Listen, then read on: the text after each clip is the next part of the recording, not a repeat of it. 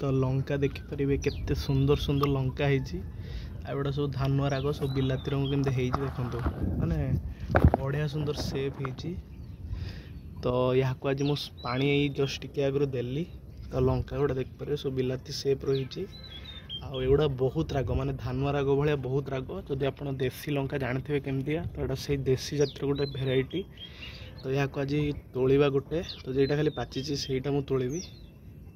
तो ये देखो यहाँ गोटे तोलिली तो यहाँ को मुढ़ी रे कि पखाल रे खाइबी लंका ये करी। ये देखो पूरा ऑर्गेनिक लंका टिके ये जहाँफल कौन रागुआ टी अधिका लगे आ मंजी गुड़ा को भी फिंगीबेनि कहीं मंजी गुड़ा पकेले नेक्स्ट टाइम गछ भी उठी पार। माटी प्रिपेरेसन जब जानते भल ना आउ थर कहीदे कोकोपीट भर्मी कंपोस्ट तापरे गोबर खत धान गाड़ी आ बाली माटी आउ चाहिए आप नीम पिड़िया सोरिष पिड़िया दे पारे जहाँफल कौन गचर ओवरऑल हेल्थ बहुत भल हम। तो आज भिडियो एतिक तो नमस्कार।